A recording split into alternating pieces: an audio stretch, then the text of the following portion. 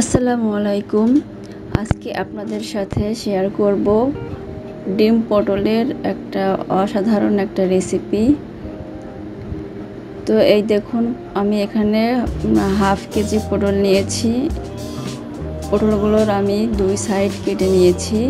তো পটলগুলো আমি প্রথমে খুব ভালো করে ধুয়ে নিয়েছি, কারণ পরবর্তীতে আর ধোয়া হবে না। এই কারণেই এরকম একটা চিকন মিহি গ্রেটার দিয়ে চিকন চিকন করে একেবারে গ্রেট করে নেব, আর বিচিগুলো ফেলে দেব।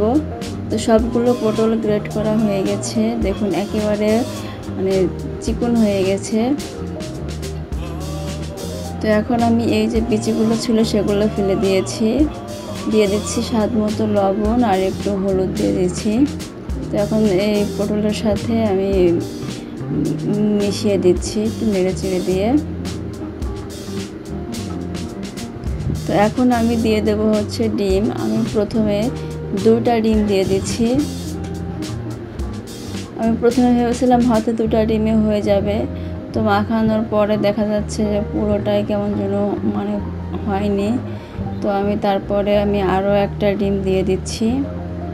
টোটাল আমি 3টা ডিম দিয়েছি। তো ডিম যত বেশি হবে ততই বেশি টেস্টি হবে। তো আমি স্প্যাচুলা দিয়ে খুব ভালো করে আমি মিশিয়ে নিচ্ছি।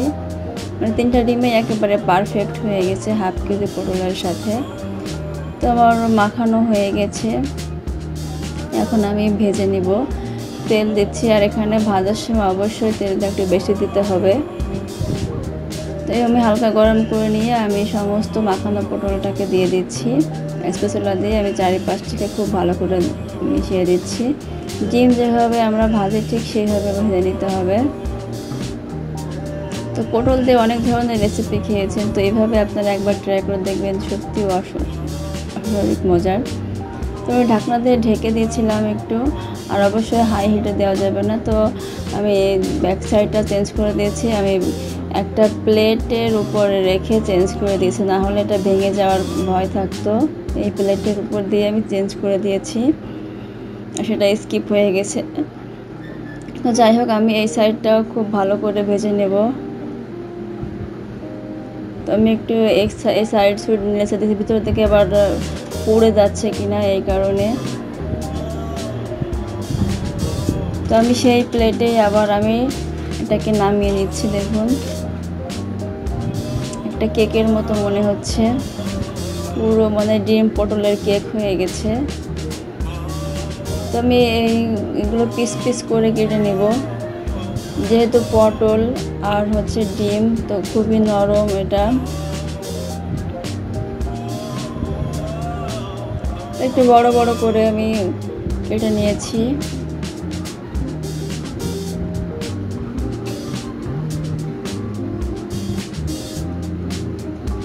সবগুলো কাটা হয়ে গেছে, এখন আমি রান্না করব। আমি আবারও তেল দিয়ে দিয়েছি। এখন দিয়ে দিচ্ছি পেঁয়াজ কুচি। আমি এখানে প্রায় 5-6টা বড় সাইজের পেঁয়াজ কেটে নিয়েছি। পেঁয়াজটা অবশ্যই বেশি বেশি দিতে হবে।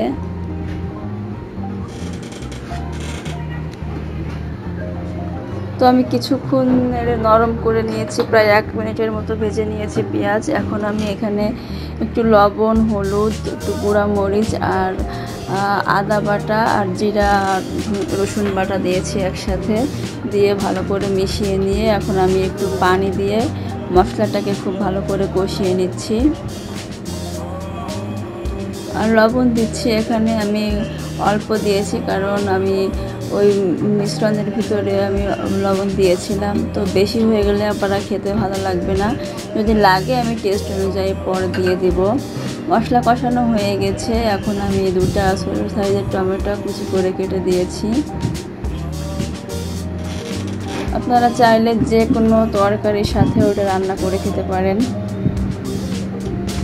তো এখন আমি পানি দিয়ে দিচ্ছি, ঝোলের পানি দিয়ে দিচ্ছি একেবারে প্রায় 1.5 কাপ পরিমাণ আমি পানি দিয়েছি।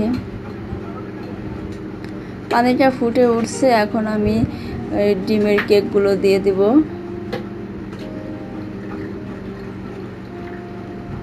এক পিস করে দিয়ে দিচ্ছি। আর এই রান্নাটা সম্পূর্ণ নতুন রেসিপি, এটা আগে কখনো এই ধরনের রেসিপি খাইনি। তো ভাবলাম নতুন কিছু তৈরি করি, কারণ পটলের অনেক রেসিপি খেয়েছেন অনেক ধরনের, কিন্তু এই রেসিপিটা খাওয়া হয়নি। তো আজকে ট্রাই করলাম। তো কিছু কাঁচামরিচ দিয়ে দিচ্ছি, রান্না প্রায় শেষের পথে। আমি ধনিয়া পাতা দিয়ে দিচ্ছি শেষে একেবারে। এখন আমি চুলার গ্যাস অফ করে দিচ্ছি, আমার রান্না সম্পূর্ণ ক্লিয়ার হয়ে গেছে।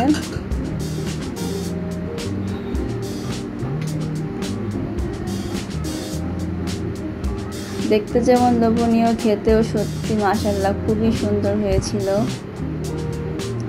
তো এই ছিল আমার ভিডিও। যদি আপনাদের ভালো লাগে একটা সাবস্ক্রাইব করে দেবেন, লাইক কমেন্ট শেয়ার করে দেবেন, আর আপনারাও ট্রাই করবেন। সবাই ভালো থাকবেন। আল্লাহ হাফেজ।